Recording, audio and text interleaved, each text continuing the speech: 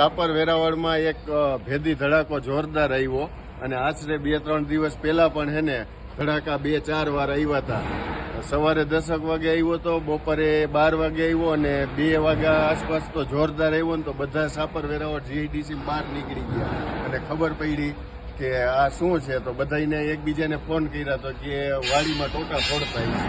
તો પછી ફોન કર્યા તો ઠેક પડવલા સુધી અને આમ સાપર શીતળા માતાનું મંદિર લગીને ફોન કર્યો તો જાણવા મળ્યું કે આ બધી અવાજ આવે છે. અને આજ રોજ હજી બપોરે 10-15 મિનિટ પહેલા પણ બહુ જોરદાર ભયંકર આંચકો આવ્યો. અમને એમ લાગ્યું કે બાજુમાં ફોર્જિંગ છે ને તો ફોર્જિંગ ની ધ્રુજારી આવે છે, પણ આગળ ફોન કર્યો તો ખબર પડી કે જ્યાં પણ ધ્રુજારી આવી છે. એટલે તંત્રને જાણ કરી છે કે જે હોય અમને જણાવે અને ખબર પડે અમને બધાને કે આ શું છે ધડાકા, ભેદી ધડાકા. બરાબર. સાંજ સમાચાર ફેસબુક પેજને લાઇક કરો, વિડીયો શેર કરો અને વધુ વિગતવાર સમાચાર માટે sanssamachar.net વિઝિટ કરો.